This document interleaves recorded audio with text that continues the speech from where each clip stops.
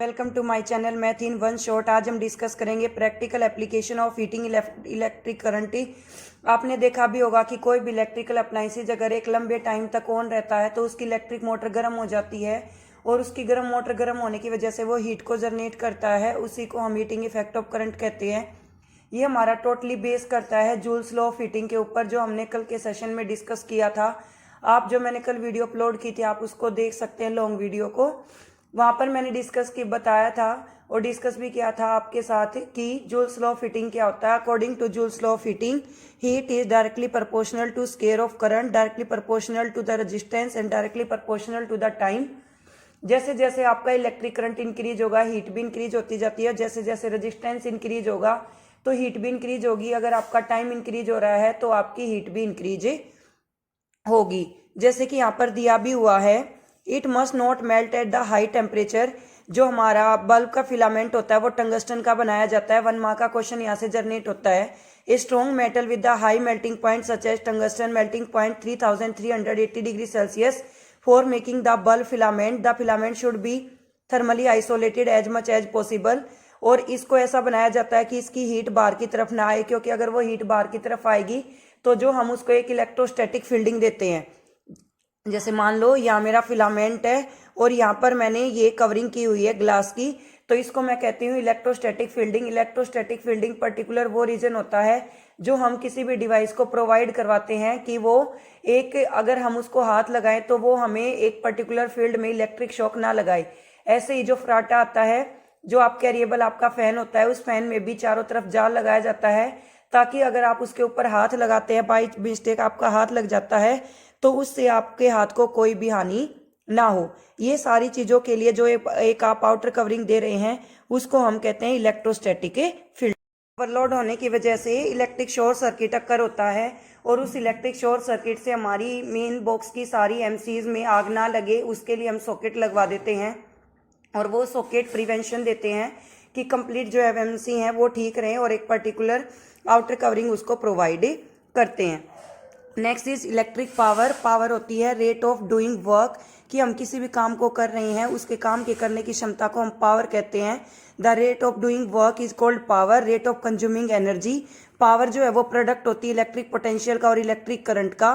और पावर को अगर हम यहाँ पर V is equal to I R put करते हैं ओम्स लॉ से तो P इक्वल आ जाएगा। हमने यहाँ पर V की वैल्यू को पुट किया आई आर, तो I R into I 2 time multiply हुआ तो क्या आ जाएगा आई स्केयर आर। और अगर हम यहाँ से ओम्स लॉ से आई की वैल्यू V बाय आर रखते हैं तो ये आ जाएगा V multiply V by R, यानी कि V स्केयर बाय आर।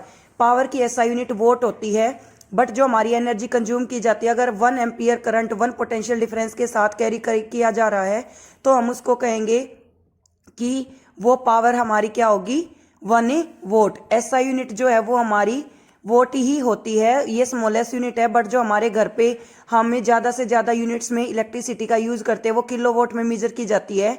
और 1 किलो वोट में 1000 वोट होते हैं, जो कि इलेक्ट्रिकल अप्लाइंसेज एनर्जी को प्रोड्यूस करते हैं।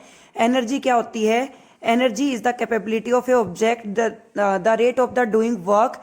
1 watt hour is the energy consumed when 1 watt of the power is use. अगर हम 1 किलो वोट आर को सिंपल में चेंज करें जूल में तो उस केस में क्या होगा कि 1 किलो वोट में हो जाएंगे 1000 वोट।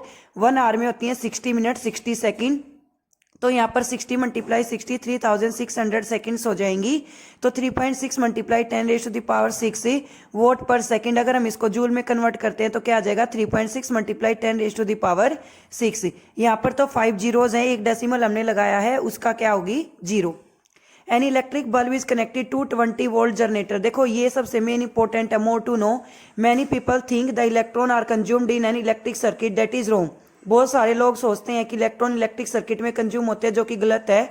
जो हम इलेक्ट्रिसिटी बोर्ड को पे करते हैं वो हमारे इलेक्ट्रॉन गैजेट को रन कराने के लिए हेल्प किए जाते हैं और हम एनर्जी का पे करते हैं। यहाँ पर वोल्टेज आपको गिवन है 220 वोल्ट, करंट आपको गिवन है, तो P इक्वल आ जाएगा V इंटू आई के 20 मल्टीप्लाई 0.50 110 जूल पर सेकेंड।